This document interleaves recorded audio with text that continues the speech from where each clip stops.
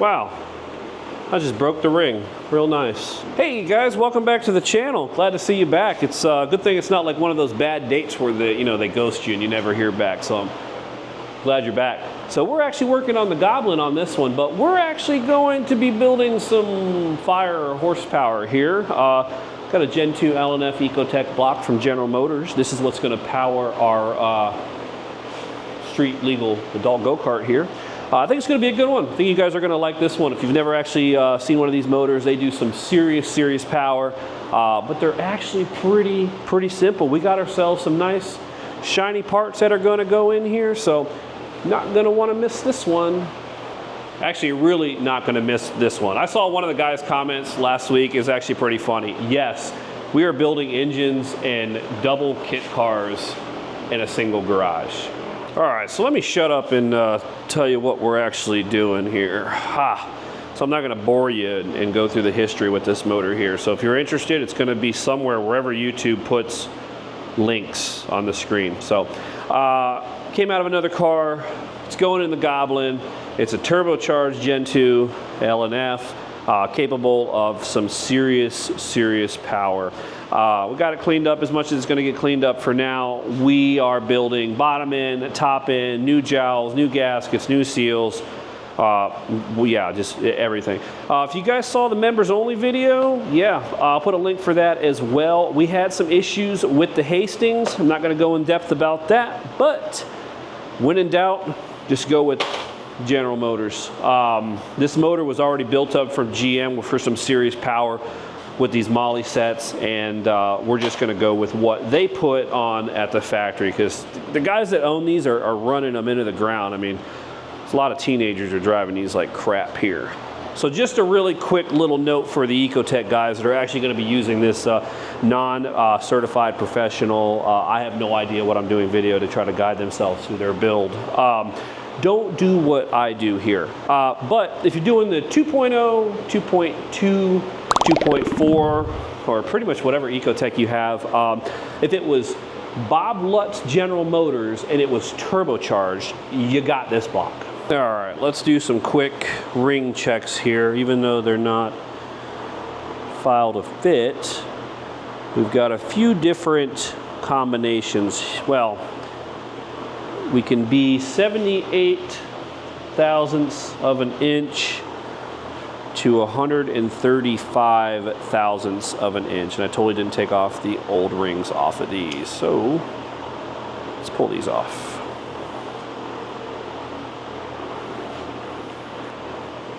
Floor is my trash can right now. I'd hate to get them mixed up. That's funny. That one only had one oil sealing ring on the upper. Interesting. Huh. All right, let's pop that in there. All right. And let's see where we're sitting here. Where's our gap?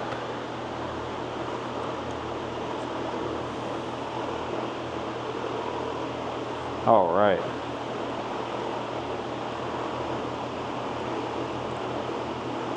That's perfect on that one.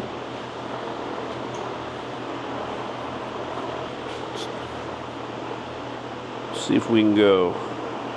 Ooh, this one's just a tad bit tighter here.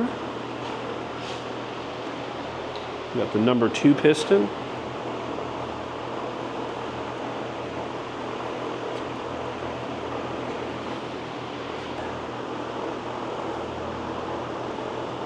This one's a tad bit tighter, but we're good. So that one's good too.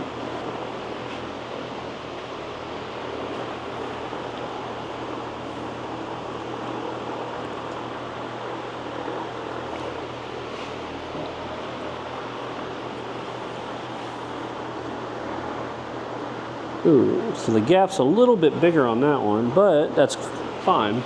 That'll work. Little looser. It'll do.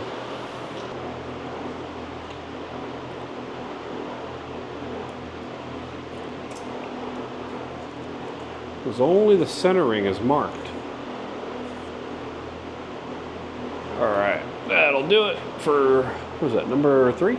All right, so let's check some quick numbers here. So we got 20 thousandths and 30 thousandths. So top is 20, just a double, middle is 30.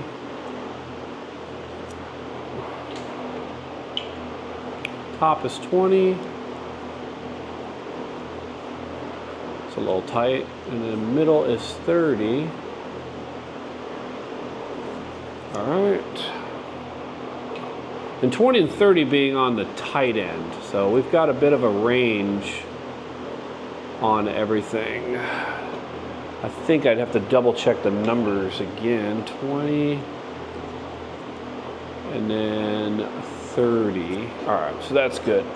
All right, we're looking good here. So now it's like we need to drop in some oil squirters and then drop in a crankshaft. So what's weird is on this motor, I've been running into some metric and some SAE. So that'll go.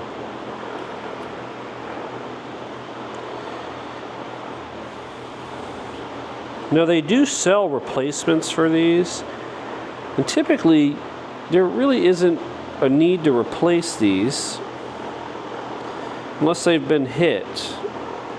Why they get hit, haven't figured that one out, but I have seen them where they're bent on the inside.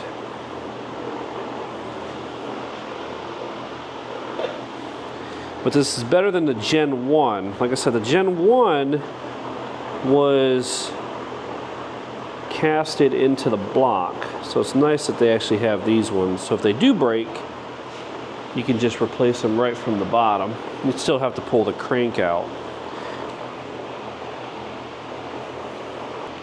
All right, so here's the fun part about this motor. So on the crank bearings here, it's only lubed up on one side. There's only oil feed on, that would be technically the top, so the top of the crank. And you can see here the set that's actually different here versus these are for the top. Okay, and then this actually is a very interesting little set. This is the only one that looks like this, but this goes on number 2, and then here's your bottom set here. Now, if we step over to the bottom cradle, see if I can give you a little look over here. You can see where it's not lubricated at all. Now, I don't have any of the old bearings. I wish I did.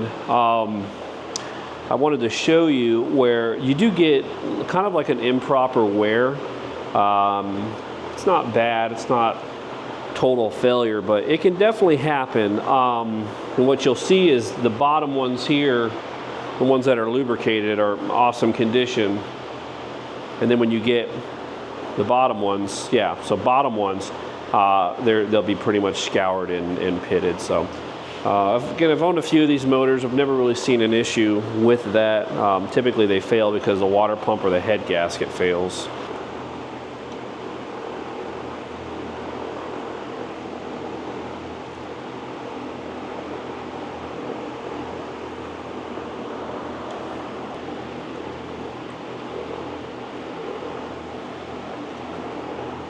Oh, that one's not fully seated in there. Alrighty, what did we do wrong here?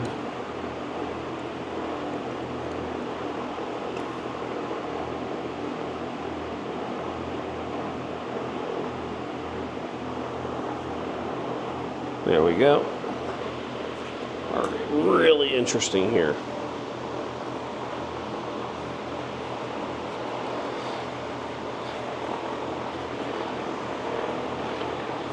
This stuff is literally called assembly goo. Oh, what a name. What a name.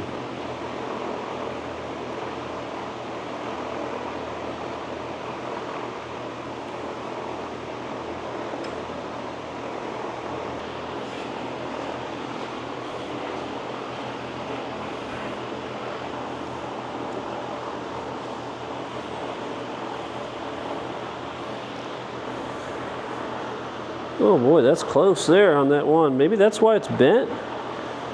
Huh, let's turn that over. Ooh, I think that might be where it's scoured.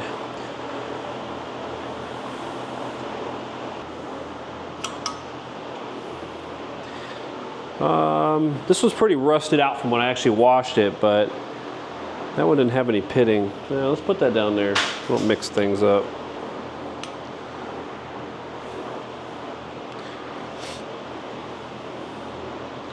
Skip that second one.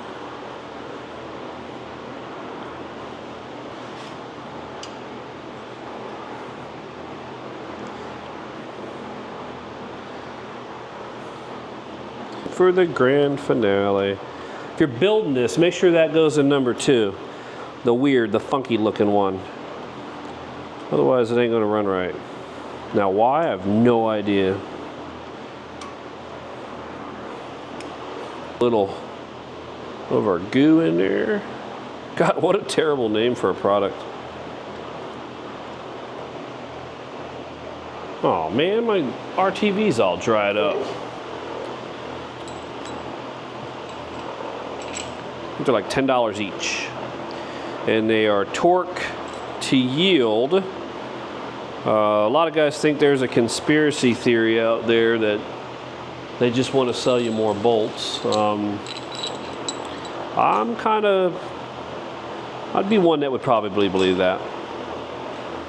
I mean, in certain circumstances, probably change them out like on the heads, but down here, nope. It'll be all right. But I can hear the comments raging now. So I guess you guys will be the ones laughing if we ever have to do this again. Oh man, we got an extra bolt. Oh wait, we're missing one. Where we at here? 2, 4, 6, 8, 10, 12, 14, 16, 18, 20. Gonna work our way and out. Make sure I'm not missing anything. I know, silly, right? There's not much in there, but we just want to make sure.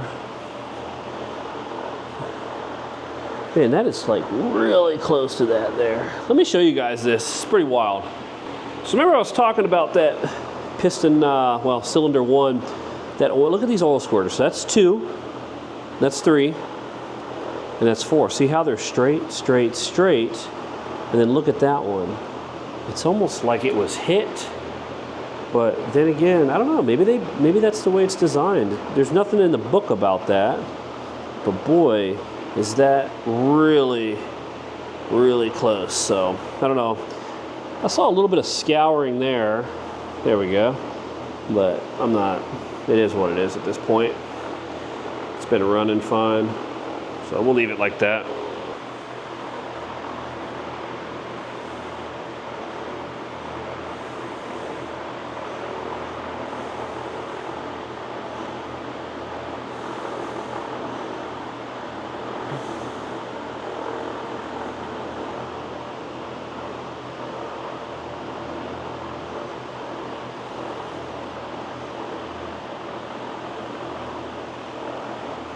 Point of no return right here.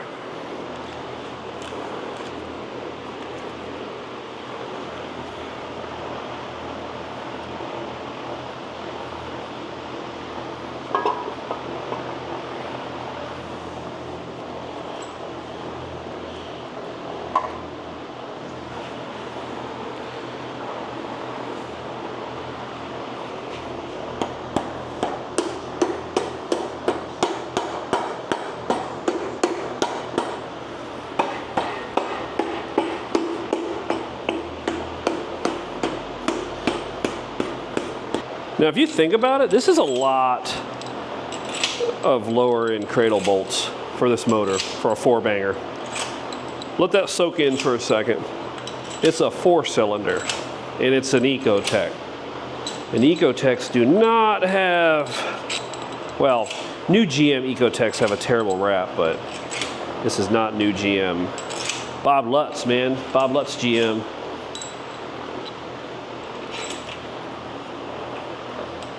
All right. Now, don't have a heart attack here. Just getting these started. Well, they're started. We're going to run them in just a tad bit. Ooh.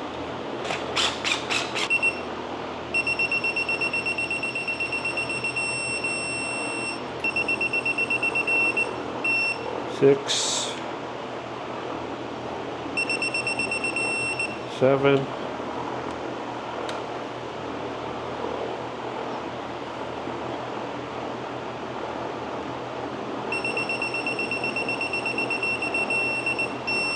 8. A bit of over squeeze. A lot of over squeeze. I'm gonna put a little too much gaskets junk on there.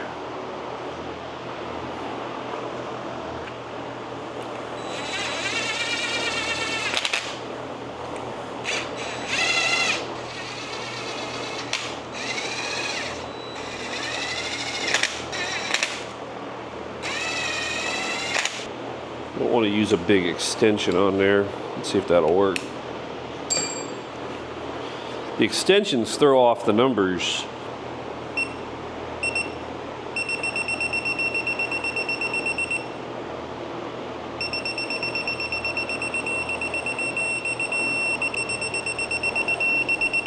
Come on. Let's do this actually. Not really getting, it's like bumping right at 17. I know that's not super critical, but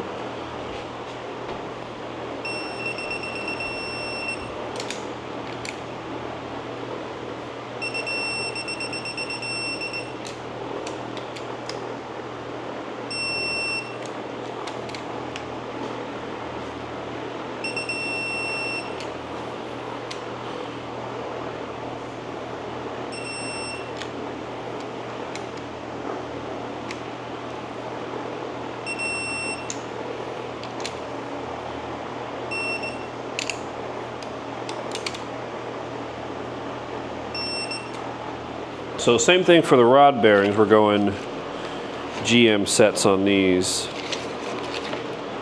Floor is our trash can. All right, and these should just make sure these cap together.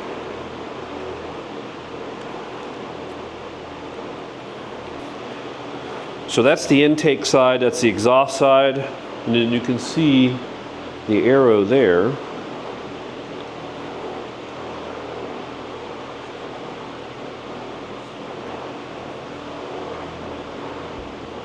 In the hole you go.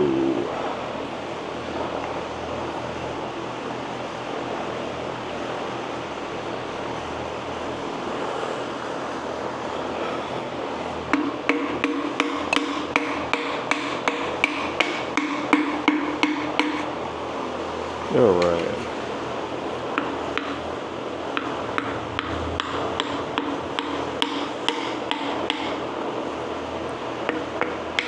All right, that worked out much better.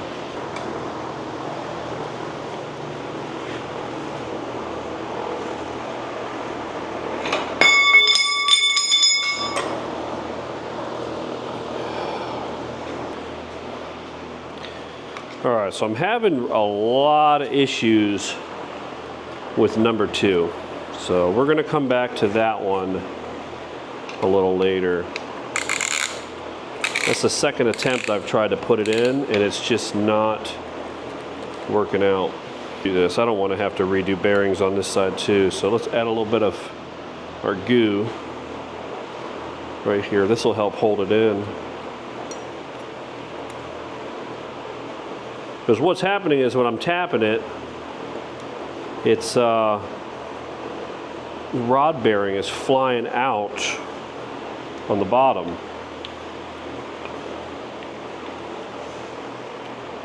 It's very frustrating.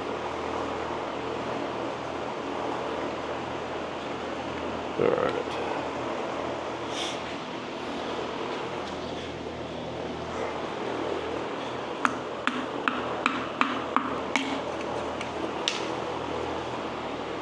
Wow, I just broke the ring. Real nice, real nice.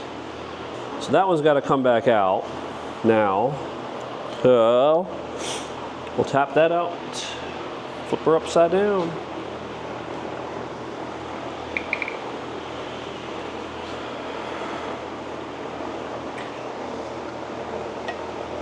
All right, so here's the deal. So 2 and 3 would not go in, ended up busting a ring on number 2. Luckily, I was able to replace it with our Hastings, imagine that.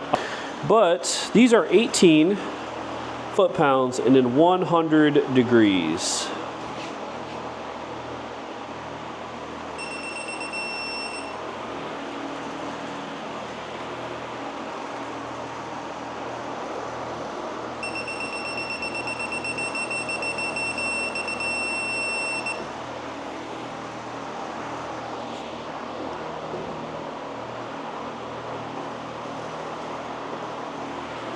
All right, come on.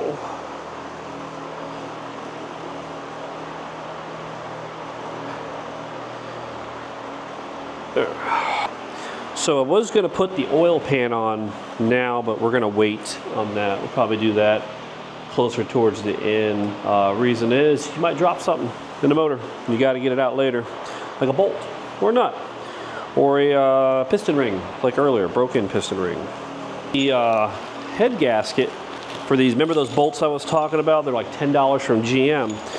It's actually cheaper to buy an extra head gasket kit because it comes with these if you ever need them instead of paying individually for them. Again, they range in price, but typically they're about 10 bucks or so. But again, the head gasket kit comes with brand new ones, and you know, kind of versus the bottom end more towards the top. I think I'd rather have the newer ones right on the heads themselves, since we're running all that boost. There's really no compression on the bottom end there. I mean, there wouldn't be, right? Yeah, it almost looks like a motor now.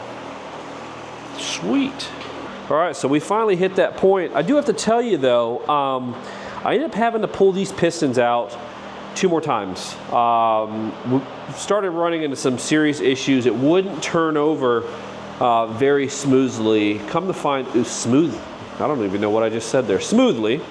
And what was happening is I had to actually re-hone number 2 with the crank in there and try to clean it up. Let me see if you can actually see that.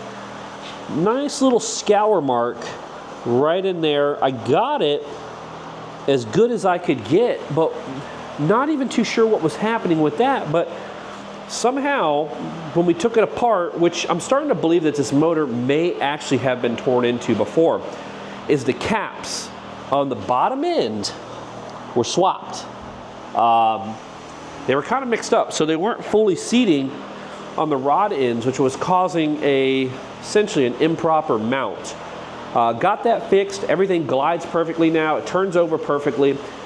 But when I took it apart, everything was marked and put back to the rod it came from, which again leads me to believe this thing had been taken apart before. Now, considering what it looked like before and who owned it, and considered it had, you know, 10,000 owners, it probably did. But we're good now.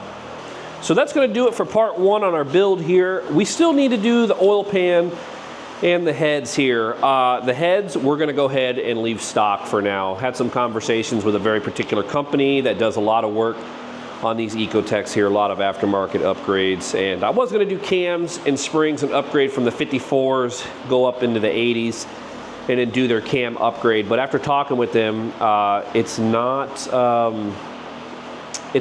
a good thing to do unless you actually do the turbo upgrade. So we're going to hold off on that. That's going to give us something to do in the future for the Goblin when it comes time to actually get everything hooked up, get a bigger turbo, pump out a lot more power, and then bigger cams, and then harder springs on here. The cost to power was just not worth it just to do these here and then not do anything else really. So the book now, most of the time you'd get to the point where you'd put on the oil pan. So we're gonna wait to put that actually on last until we get all the timing chain stuff put on. What happens is, what a lot of people do is they drop stuff in that hole and it ends up in the bottom of the oil pan. And the oil pan is not an easy uninstall. It's pretty much sealed up with your own gasket sealer, and it's a lot of scraping if you gotta get into there. And once it falls into there, it falls into the baffle. There's a nice little baffle right in there, which, you know, in our next video, we're gonna talk a little bit about these overpriced oil pans that they sell for these Ecotecs that are channeled and baffled, and they're great for racing because it stops your oil from sloshing to one side, but yet I'd say the stock ones look just perfectly fine. So we're gonna save that for a last minute install.